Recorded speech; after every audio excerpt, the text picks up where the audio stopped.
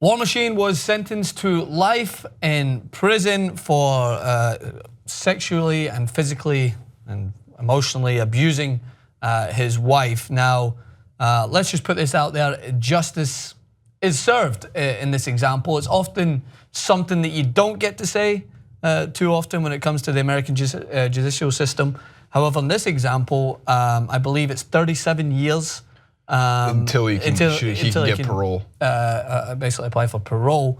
And gauging the response from across the internet, it seems that people are relatively happy in regards to the context. I mean, no one's happy with what we've seen from this horrendous individual, the details that were emerged. We've done this story a couple of times now, and I think we can just be relieved that justice is served, and now his wife at the time, and now ex-wife, can move on with her life, hopefully, and be able to start to rebuild, because it just never seems to be any less gruesome whenever you read up in these details. Because I remember we read up in it earlier on in the story, and then you get a glimpse of the images that were released, and we actually have some of them here, which, fair warning, they're graphic and shows the extent of her injuries. But what was your initial takeaway from this? Because I saw it trending, and I was like, okay, good. And most of the internet, there was responses like, good luck in hell, blah, blah, blah.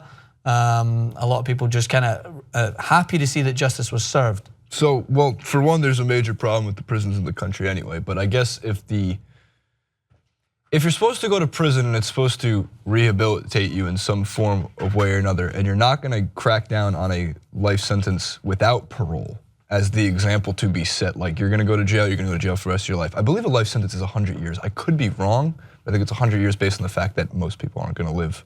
If you get sentenced at 0, you're probably gonna die in prison. Yeah. Unless you somehow make it. Yeah. 103-year-old Johnny getting out of jail in 3 years, and he's never seen the light of day. But I guess my point is, they gave him parole after 37 years, and I feel like if the point of this system, this justice system, is to at least give people a chance in prison to rehabilitate themselves, and I actually thought, and this is kind of contrarian in a way, maybe give him parole after 20 or 25 years, if he can prove himself otherwise, because the case was extremely complicated, although obviously it was where they had to draw a line and where the defense the prosecutor stepped over the line to make sure they got what was fair to Christy Mack in this case, was attempted murder. Because I'm not sure if we showed the pictures or not, they are graphic, but like it was bad, and that's not the first time that he physically abused her according to record, and it wasn't the first time that emotional damages have been occurred. It seemed like a very abusive and verbally brutal relationship that they were in. She feared for her life multiple times, she put on record, but that is also only coming from her, and we don't know. Look, I get it, man. If you're in that abusive relationship, I would fear for my life too. But that's her record against his, and the whole point of this whole system is obviously what the fair result would be. I am not arguing at all that War Machine shouldn't be in prison. War Machine should absolutely be in prison. I just thought that 37 years without 37 years until he can get parole for being guilty on like 29 of 34 counts of abuse, attempted murder, all of these things, that maybe you should have just, if you're gonna go that far, then go for the full reign. Do life sentence without parole if you're gonna set the example. Yeah.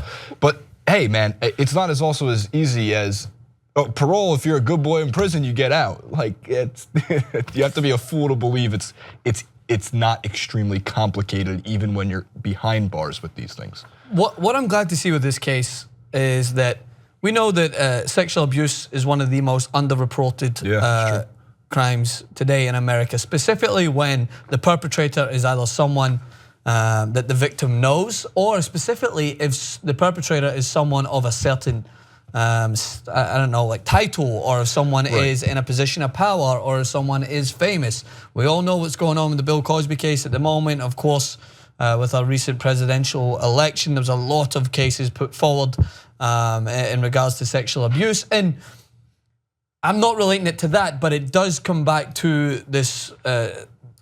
It's really an astounding figure when you look into it. I've talked about it a couple of times in the main show. It's that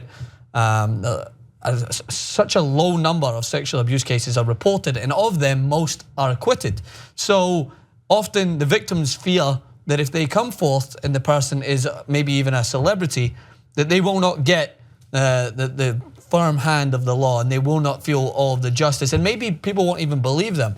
So what I'm saying in this example is that it's refreshing to see that justice is upheld, and some may even say is a little harsh in comparison to some other sentences that aren't as strict for that. In cases it might even be worse. But regardless of any of that shite, this guy is a horrible individual. He's been beating his wife sexually, domestically for years now, and he's facing the full wrath and repercussions of his actions. So maybe this can be shown as an example for those that are maybe in a relationship that they're facing abuse at the moment, that, hey, I know the statistics are up against you. I know that there's going to be people that maybe will not believe you and you're scared to speak out. But look, this is someone who is of some sort of status.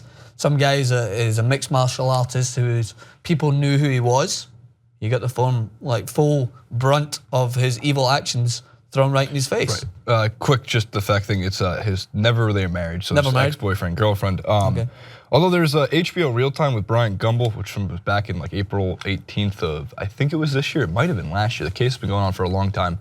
And he was talking about, or she was mentioning, Christy Mack was mentioning that while on the stand, like he mouthed to her that I love you still, and she was talking about how it's still difficult for her to watch him go through this because there's still some very weird and strange, and I'll use the word complicated for the 1,000th time, emotional bind that they have.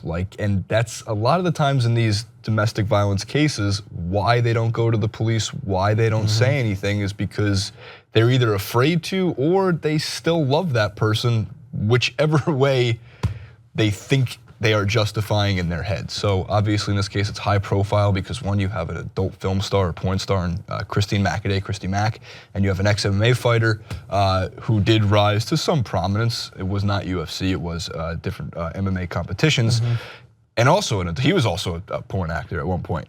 So he goes to jail. He goes to jail for a life sentence with 37 years parole. I don't think anybody's really arguing against that he belongs in jail. Yeah. I just thought if you could have, just go for the full example. He's a good person to make an example out of. But if not, and we're supposed to believe that you get rehabilitated in prison, you give him parole after 20 years, see what happens, see if he's a better person. Although Christy Mack did state when he gets out, he's going to kill me. So, I mean, that's her word though. So. Yeah, no, I remember I read into that. All right, well, let us know what you think. Of course, I think the word is complicated when it comes to certain things like that. There's been discussions for years. You can never really put your finger on an example as to the overarching reason as to why those that are involved in domestic abuse relationships don't leave. And it's often, I hate when you hear people say, I'll just get out of there, I'll just leave. Like this person. It's not that easy. It's not that easy. So let us know what you think in the comment section below. Hit us up on social media and all that good stuff. Jason Rubin 91, Francis M. Maxwell. And we'll see you guys soon.